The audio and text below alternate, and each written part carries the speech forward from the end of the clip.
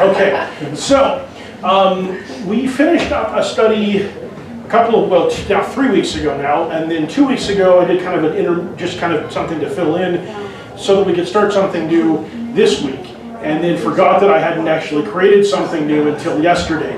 And so I've decided to do a study that is one that I find interesting anyway, and hopefully you guys will as well, and that is we're going to take a look at the Ten Commandments.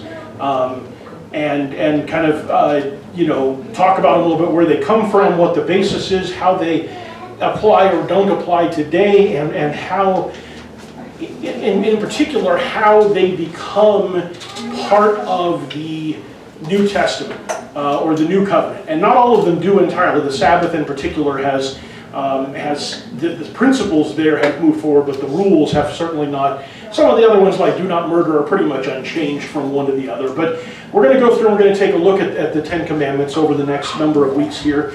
I don't know exactly how long it will take because, as I've mentioned, our classes tend to sort of stay sort of free form, so we'll kind of see how it goes. But I want to start off today by just kind of doing a little bit of an introduction and talk about at the foot of Mount Sinai, the place where the Ten Commandments are actually given to Moses and then on from him to the people of Israel, and talk a little bit about what led them to that point. But the question I want to ask, and I want us to kind of think about this a little bit as we go through this, is why do we keep trying to put the Ten Commandments on the walls of courthouses? It used to be a fairly common thing, not just on the walls of courthouses, but in schools, different things like that. We used to really, that was pretty much a normal thing. Mostly that has been removed now because of church and state issues, and in particular in schools they've been removed. Some courthouses still have them. Why would the Ten Commandments belong on a courthouse or not belong on a courthouse? I don't think any of us argue that they're wrong. Okay. Like no one is, and it's the basis of how our country was formed, right? And Christian principles. So no one is going to say, oh yeah, murder is okay. That's one of the Ten Commandments, right? And it's also where our law is based from. Okay. I mean, other than, keeping the Sabbath or different things like that, but it kind of brings us back to our roots. Okay. So there's the aspect of the rooting of this country in at least a generalized Christian tradition, and the Ten Commandments being a part of that tradition. And as you said, at least when we get to the second half of the Ten Commandments, I think the first half may be harder to make this argument, but at least to the second half, when it comes to how you treat other people, there's really nobody who's like, saying, hey, we think, we're in favor of murder, or we think stealing is a great idea. So there's a certain amount of consensus on most of these. Jerry? That's what I was going to say. Okay. You covered it. So in addition to that, we do have to recognize that the Ten Commandments are law. And so on one level, the reason I think that why you see them on courthouses is because we want to associate our system of law with the religious laws that kind of were tied into that system, or where a lot of our thinking came from. Now the Ten Commandments, though, it's kind of interesting because when you think about it, as I said, the Ten Commandments are the old law. And the people who wrote the Constitution, the people who built those courthouses, by and large, most of them were Christians who are not under the old law. So it's kind of an interesting thing that we are still inclined to do that. And I think that a lot of that comes from, and we're going to talk about this today, it comes from the significance of how those commands were given. And how that ties into them being so central and identifiable as law associated with Christianity or with Christian religion. Sarah and then Ian. Do you also think, in the New Testament, the ones that were supposed to be carried over were repeated, but it became more of a mindset? Yes. And then if we focus on that, we're really in the Minority Report movie where it's the mindset before an actual action has happened. Right. So these, an actual action has to happen in order for it to be broken. Right. And that's the basis of our justice system, right? You have to actually commit something in order for legal proceedings to happen, not just thought processes. Yeah, you can't just think stuff. Yeah. Yeah. Ian? Well, I was going to say that I think that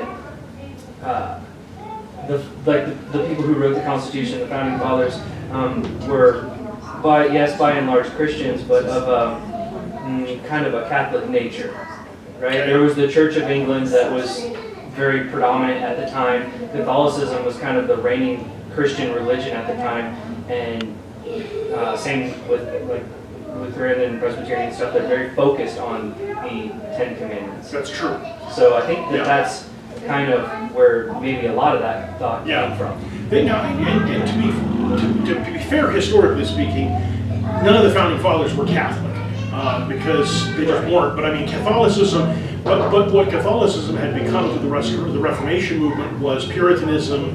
Well, the Church of England and the Puritans were part of the Church of England who felt like the Church of England was still too Catholic, and so they wanted to take some of that out. But you're right, when you talk particularly about the Puritans, and in general, most of the states, now the exception are some of the middle colonies that were like the Quakers and some of those that were much less command-oriented, but most of the people who were founding fathers were of backgrounds that were rule-oriented. And I think that definitely comes out in the choice. And not only that, but America historically has been deeply influenced by its Puritan history, more so than probably any of its other religions, except arguably, ironically, the Quakers, because they were the ones that kind of brought in the idea of religious tolerance, which is enshrined in the Constitution in the First Amendment.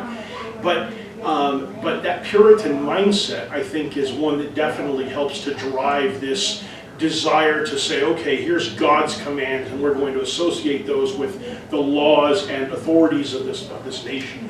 So I think there's definitely an element of that as well. So, okay, so let's talk a little bit about the situation that brings the Israelites and brings us to the point at which those 10 commandments are given.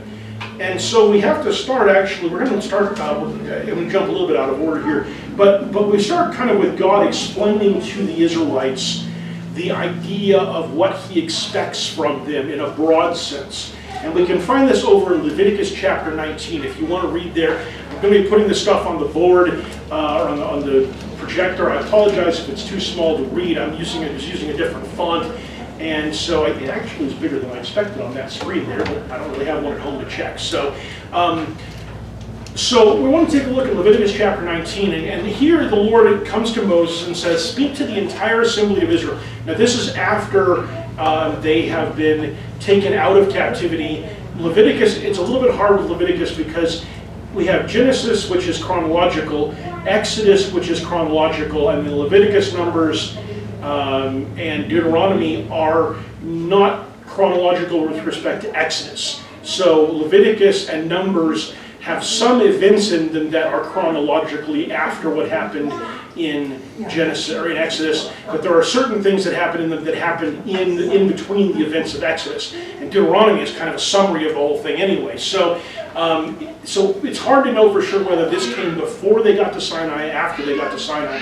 But God says to Moses, speak to the entire assembly of Israel and say to them, be holy, because I, the Lord your God, am holy. What does holy mean? Set apart. Set apart, okay? So he's not necessarily calling them to perfect righteousness in this particular command or in this particular instruction. He is calling them to be set apart. He's calling them to be different from the people around them. So God is saying, I am unique, I am different, I am set apart from the morality, from the rules, there's a whole thing that we could explore in this about how God's nature is, not just in the context from a morality standpoint, but from a scientific standpoint, from the nature of his existence as something, as someone who exists outside of time and outside of space. I mean, in every conceivable respect, God is set apart. He is unlike everything else in creation because he's not part of creation. But he's calling his people to be different as well. Now, he's not calling them to be all of those things necessarily, but he's calling them to be set apart, to be called out from the nations among them, because that's what he's done. And so he starts off by saying that, and then he starts saying, and here's how I want that to look. He says, each of you must respect your mother and father, and you must observe my Sabbaths. I am the Lord your God. So here he's stating things that are going to be in the Ten Commandments or already are in the Ten Commandments. It's hard to say for sure which of these it is, but he's calling out some basic ideas. Why is it important that they respect their mother and father? We're going to talk about that a lot more later. Why is he calling that out right off the bat after saying, I am your Lord, your God, I'm holy? What's so important about respecting your father and mother in that context? You're supposed to listen to them? You are, that's what respect means, but why? Why should I listen to my father and my mother? Well, it's like my father and mother, they slap you around. Okay, so the threat of pain, but let's try to find a bigger picture answer for this than that. Respect. Respect, why? Because they have, well, first of all, they brought you into this world. Okay. And they've lived up, they should have lived the life that you could look up to. Okay. And so you should respect them just in that alone. Okay. And to not respect them, then that means that you could care less about what all the things that they've done. And I think that goes back to God himself. We should respect what he's done for us. Okay. And all the things that he's done for us. Okay. Not just because he gave us this life, but also because he's given us a lot more than just that. Okay. So you bring up, I think, the really important idea, which is there's a parallel here. There's a parallel between the relationship that children have with their parents and the relationship that the created has with God, who created them. Our parents brought us into this world, but in not the same way, but in a parallel or it's not the word I'm looking for, in a way similar to the way that God brings creation about.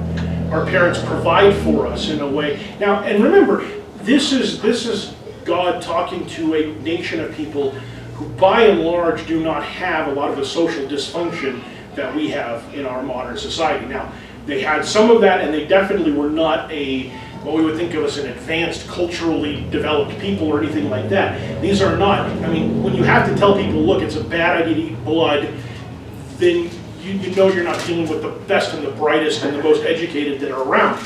But nevertheless, they live in a society where family rules are not only respected, but they are expected and they are maintained by the community. And that was something that would have existed even before the law was put into place because of just the way that that's supposed to work. And so the likelihood of having a father or mother who was a derelict or who was not providing for their children is extremely unusual in this kind of a situation.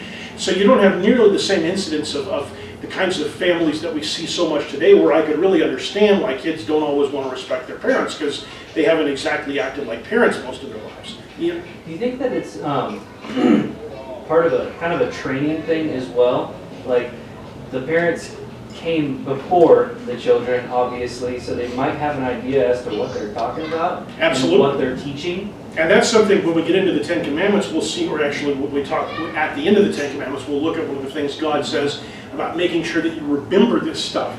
Is if this works the way it's supposed to, mothers and fathers will be teaching children, and that means that if children don't respect their mothers and fathers, they're not going to learn what they need to learn, and that whole cycle falls apart. And that's unfortunately exactly what does happen. But the other aspect of this, and this ties into what Mark was saying as well, I think, is it actually is related to something John says over in, I forget if it's 1st or 2nd John. John says, I think it's 1 John, if you don't love your brother who you have seen, how can you love God who you haven't seen?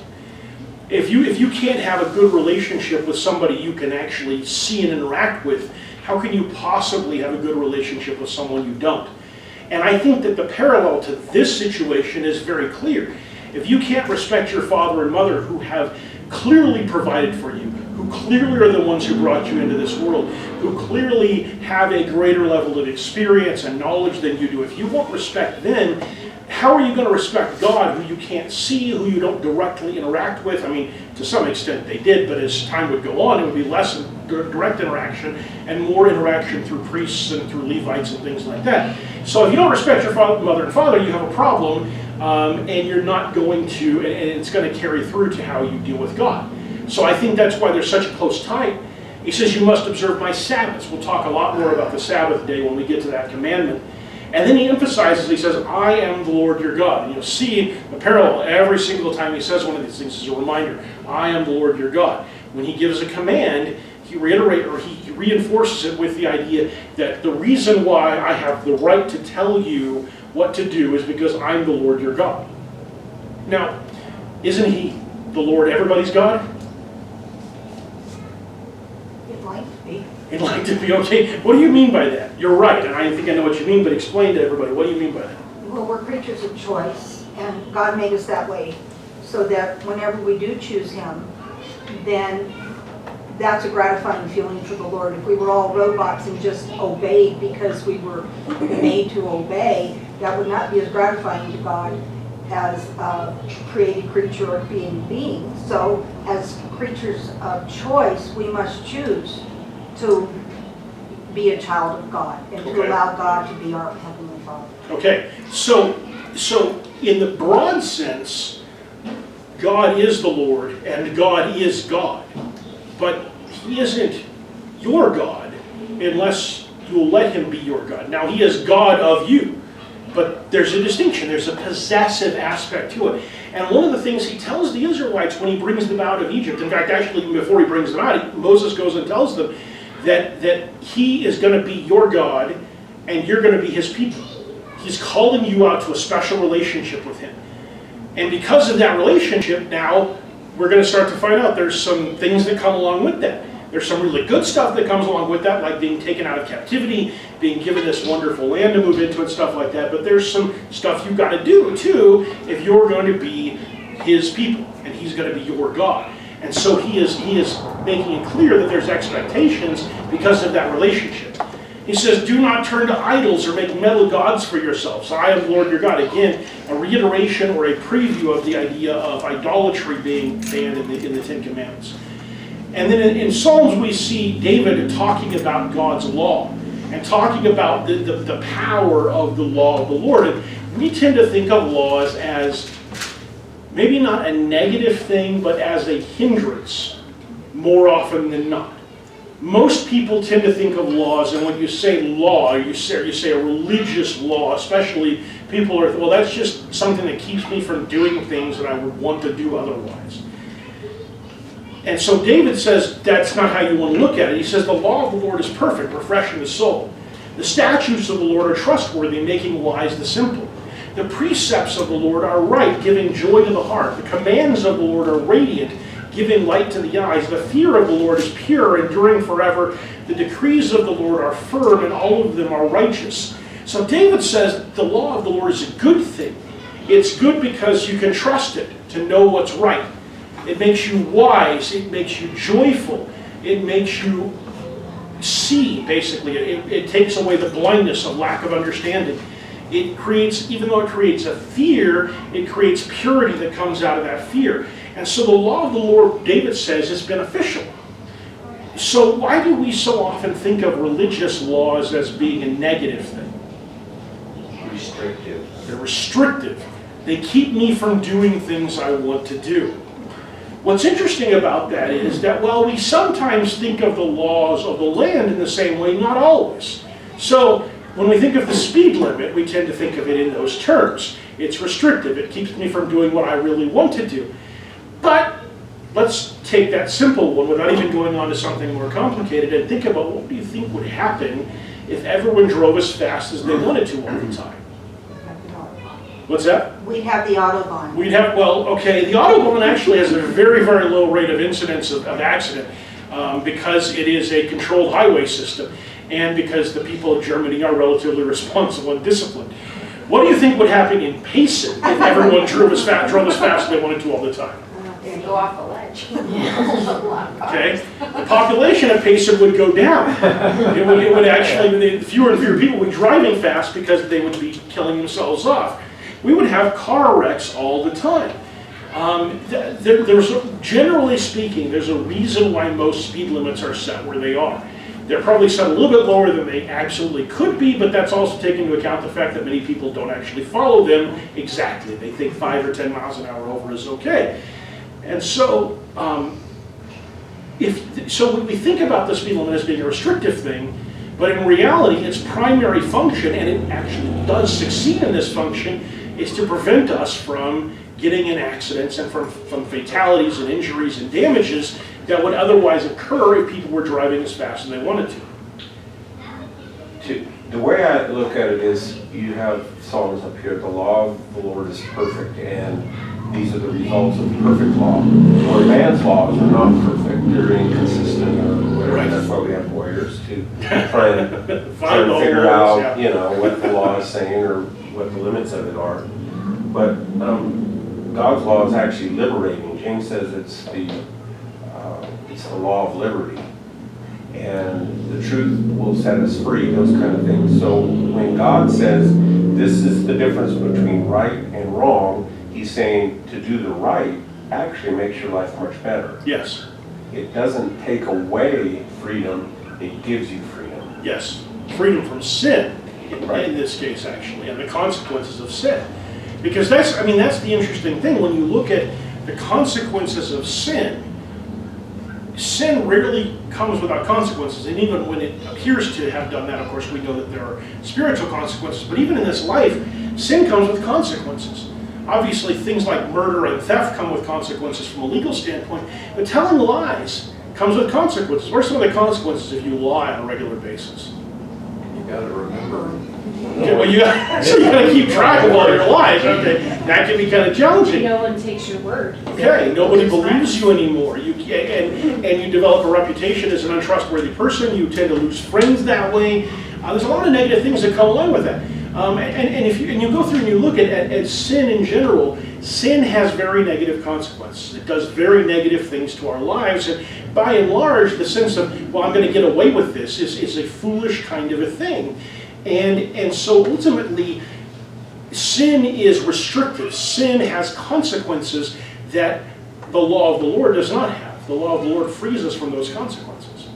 I also think that specifically the Ten Commandments seem restricting, and God's law seems restricting because a lot of major religions that were created, by man have made them restricting. They've added their own spin on it, and it does seem restricting. It does seem like, oh, I've got to be a Puritan to follow this. Yeah. And that doesn't sound like much fun. Well, and it's important to recognize there are 10 commandments. There are 635 Jewish laws, many of which are very detail oriented and stuff. And I'm very glad I don't have to follow all of those.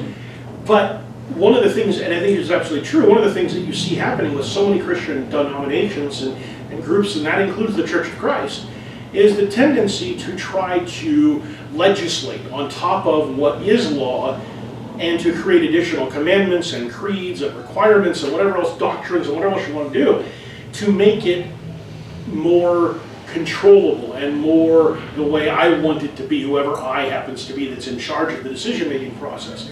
And so when people think about the Ten Commandments, they're not just thinking about the Ten Commandments, they're thinking about the big picture system, like you said, of whether it's the 635 Jewish laws or whether it's Catholicism or Puritanism or the Church of Christ or whatever it is. They're thinking about all of the stuff that comes along with it and not just the specific Ten Commandments. In the same way that when we start talking about the legal system of America, people aren't just thinking about the laws, they're thinking about all the other things that go along with it, that we don't necessarily have a really good record of catching offenders consistently, of punishing them consistently, that if you're wealthy, you typically can get a better outcome than if you're not, that if you are black, you're typically going to get a worse outcome than if you're not. These different things, all of these things factor into how people think about our legal system. But when you think about our legal system, it's kind of important that we make murder illegal and kidnapping illegal, and from the highest level stuff down to the lowest level stuff like speed limits and red lights and things like that. Those laws, by and large, exist to make our society work in an orderly fashion.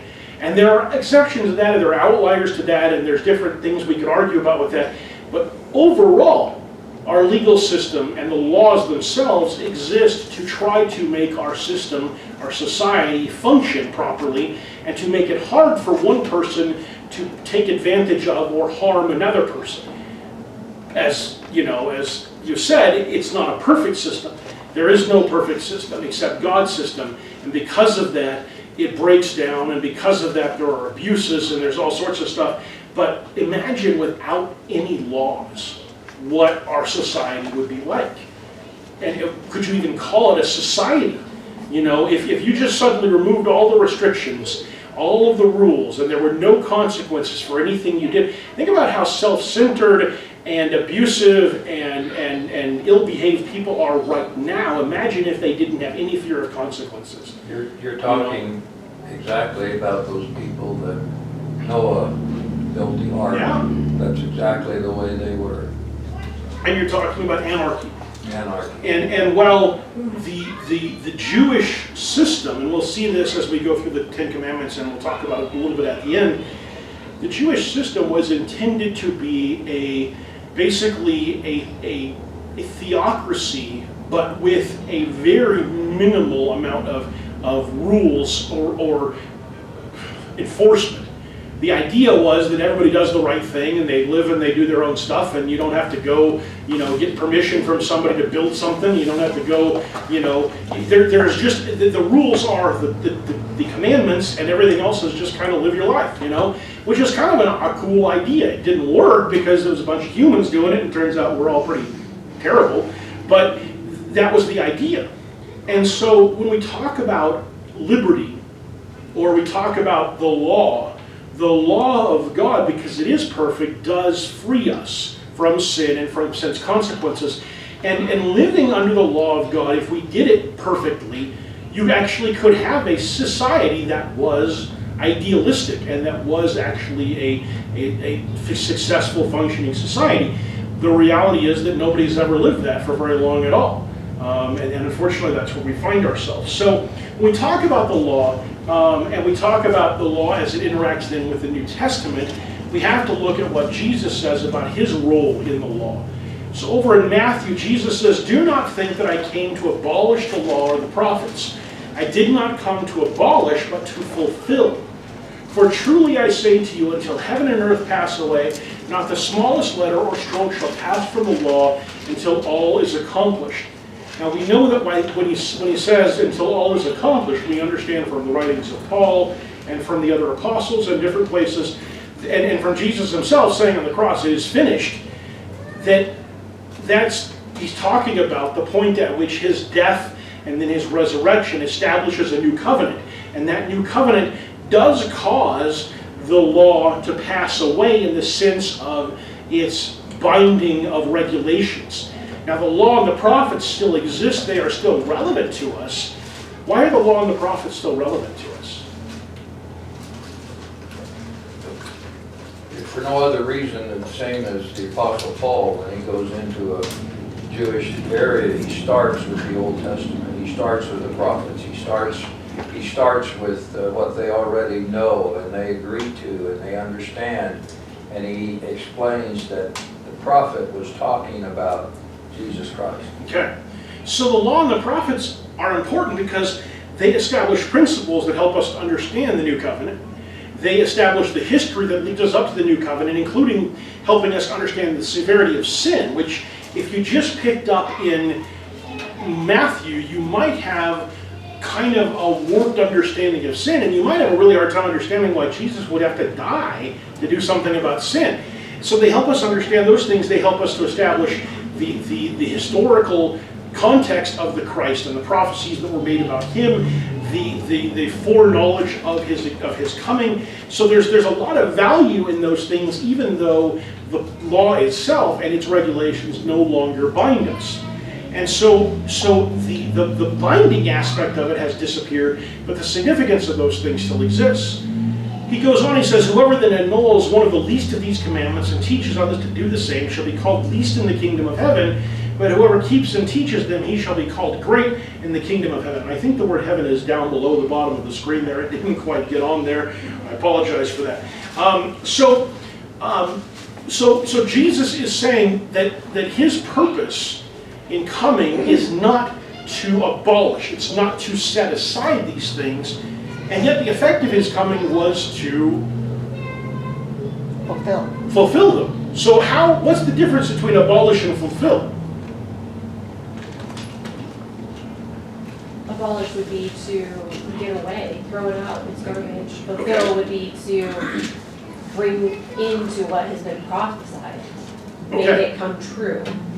So the difference, in a sense, would be, or the way to think about this is, abolishing something is to end it. You're not resolving it necessarily, you are simply ending it. And you could make the argument that by abolishing slavery without really dealing with it, we helped to set our country up for a long period of time of never really dealing with slavery. And, you know, whereas when you fulfill something, you are meeting those requirements, you are finishing it, you are taking care of it. It's kind of the difference, I guess, between, you know, somebody, the government, for example, writing off a huge amount of student debt and just pretending like it didn't happen. You know, that doesn't really, I mean, it makes it go away, but it leaves all kinds of other problems out there. As opposed to, for example, a private individual coming in and paying off someone's student debt. The problem goes away because that person is making a voluntary choice to do that. The debt is paid, so the person who owes it no longer owes. The person who loaned the money is no longer out the money. The debt has been satisfied. That has fulfilled the situation as opposed to simply writing it off or making it disappear. So Jesus says, I've come to fulfill the law.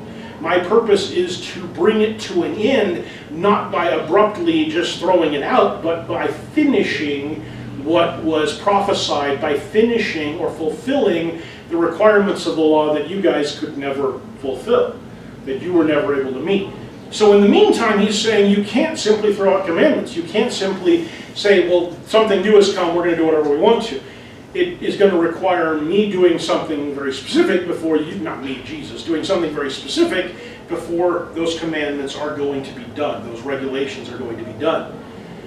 But once that has happened, then we have what several of you already talked about over in Galatians chapter 5. Paul says it was for freedom that Christ set us free. Therefore, keep standing firm, do not be subject again to a yoke of slavery. So there is freedom in Christ, and Christ has created that through his sacrifice, through meeting the requirements of the law as a sacrifice and as the high priest offering that sacrifice.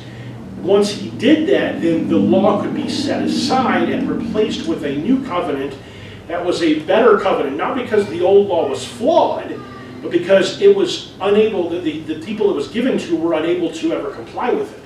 So now a new covenant has been put into place that is able to take into account the limitations of us as humans and to give us a way to meet righteousness, not out of our own ability, but out of God's ability and his gift. So he says to the people who are still trying to follow the old law, he says, you've been severed from Christ, you've been cut off from Christ, you who are seeking to be justified by law. You have fallen from grace, for we, through the Spirit by faith, are waiting for the hope of righteousness. For in Christ, neither circumcision nor uncircumcision means anything, but faith working through love. So, and of course, the key argument that these Judaizing teachers that Paul is writing this to and about, that they make is the need for circumcision, because that's the outward test of someone being following the Jewish laws. He says, and he uses the term severed or cut off very specifically because it's tied into the notion of circumcision. So he's using a parallel concept, but he's saying what you've done by turning back to the law and trying to mandate that as part of your salvation is you have cut yourself off from Christ. You have separated yourself from him, because basically what you're saying is your sacrifice, the freedom you created, that doesn't really mean anything. And you can't reject that without rejecting Christ as well. So he's telling them you can't simply continue to be under the burdens of the law and to enforce them on other people. Now, to be clear, many of the Jewish Christians continue to do a lot of the Jewish stuff. They continue to go and worship in the temple, they continue to observe the Sabbath, they continue to do a number of those things. The big difference was that most of them didn't try to bind that on other people. Most of them didn't try to make that a requirement for you to be a good Christian. The ones that Paul is dealing with are not like that. They're the ones that are trying to force people to do something that they're not supposed to do. And so there's a big difference between saying this is what I feel like is what I want to do or I feel comfortable doing, and saying this is what I like to do and what I think you have to do, and because of that you all have to do it. Anyway, so he says that ultimately what matters in Christ is faith, and that faith works in love, and it creates freedom for us. We're going to talk more about some of those ideas in the lesson this morning. So, okay, so but then Paul also says in Romans, now wait a minute, don't get too far ahead here and think that just because you never had to follow the law, you're better off. He actually says the Jews are actually better off. The ones who believe are better off than, or have an advantage over the Gentiles. In Romans chapter 3, he says, then what advantage has the Jew? Because he's gone through and said that if you're under the law, you're going to sin and die. If you're not under the law, you're going to sin and die. That there's no way you can be righteous if you're doing it by law or with the law, the legal system. The only way you can do it is through faith. So then he says, well, what advantage has the Jew? In other words, why is it even good to be a Jew then? If it didn't make any difference, he says, what is the benefit of circumcision? And then his response is, it's great in every respect. It's actually, there's a big advantage. There's a benefit. He says, first of all, that they were entrusted with the oracles of God. So what he's saying is, realize that the Jews, for all the fact that we look back on them and say, man, they had to follow those laws and that really sucked for them. And, Paul is saying they were given the knowledge of God that nobody else in the world had. That's kind of a huge thing, That the thing that we're going to talk about that happens at Sinai and the relationship that God forges with the Israelites from the point that Moses shows up in Egypt until the time that they come out of the desert and begin to take over the promised land is unique. Nobody else around them has that kind of relationship. And all the rest of the world, every other human being is living in a very blind and limited understanding of what God is and what's right and what's wrong. The Jews have got the knowledge of God given to them. That's kind of awesome. That's what we have now, and that's kind of awesome too. He says, what then if some did not believe? Their unbelief will not nullify the faithfulness of God, will it? Because remember that the relationship between God and the Israelites is an adoptive relationship. God adopted them, and God is faithful to his people. We talked about this in other contexts. One of the things we looked at a while back was the fact that at one point the Israelites are saying to God, look at all these bad things that have happened to us. We've been taken into captivity, and we've got this and that and the other thing. And God comes back to them and says, look, all those things happened because you wouldn't obey. But look at what happened to Edom. Your closest genetic relatives, if you go back from the point that you had Abraham and then you had Isaac, and Isaac had two sons, Esau and Jacob. All of you are descended from Jacob, and you still exist. Edom committed the same kinds, actually he committed less serious sins than you did, and he is completely gone. Esau's descendants have been wiped off the face of the earth. You guys remain because you were my chosen people.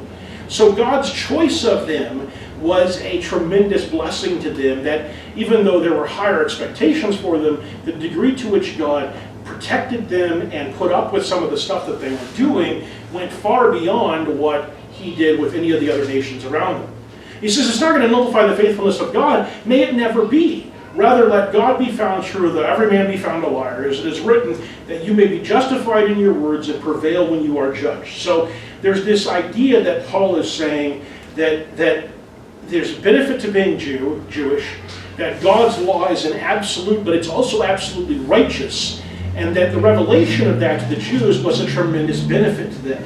And so in spite of the fact that they're the ones that end up with all these extra laws and rules, the benefits that come with that relationship are far greater, and even the laws and rules themselves help them to understand God in a way that nobody else had. And it was a benefit to them. And that's why, oddly enough, it might seem, in the first century, or by the first century, you actually find a lot of people in the Roman and Greek empires who are converting to Judaism, either formally by following all the requirements to do the conversion, or the way that somebody like Cornelius did, where they are obeying the Jewish laws in general, but they can't follow some of the more specific requirements like the Sabbath and stuff like that because of their duties or their situation. And they're doing that because they see in Judaism the revelation of a way to live that they don't find in their own cultures and their own religions, because it is the only one that's been revealed by the true God. And so they are adopting those behaviors. Jerry? I think that actually begins much earlier than the first century. And It does. And you look at the Old Testament and how many of the nations recognized that Judaism was the true God. Where they recognized that Yahweh was the true God. Yahweh. Yeah. But that to me is impressive when you look how much impact Yahweh had over the Jews that overlapped into the nations. Yes. And I think when what you see is we don't really, our history is a little bit, more than a little bit, it's murky until you get closer to the Greek and Roman periods. When you go further back than that, it's much harder to get detailed history of small level things. The big picture stuff is about all we got a lot of certainty about. So we don't really know to what extent Judaism was adopted by people prior to the Greek and Roman era. And it may be that it was very limited, because remember, one of the problems prior to the period of time that we find in the Greeks and the Romans is that the Jews themselves the Israelites were very rarely actually following the laws of God. They spent far more of their time not following God's laws than following them. It's not until the restoration that happens because of the Pharisees, because of the events that take place with the Maccabean revolution and some of those kinds of things, that the Jews really kind of get their act together and become pretty monolithic in terms of trying to follow the laws in a really organized and systematic and consistent way. And so it's entirely possible that it's not until they start doing it like that that the people around them start taking notice and saying, wow, this really is different. Because, I mean, if you were a Philistine back in the days before Samuel, if you looked at the Israelites, you're like, yeah, they're pretty much like us. Except they sometimes win battles they shouldn't win, but that's about it. So what we're supposed to do it different, you know? And so I think that makes a difference. But in any event, I think that transition to a more consistent following probably increased the number of people who chose to become Jewish or who chose to adopt some element of Judaism at least. So one last bit. This is actually the end of the Romans chapter 3 passage.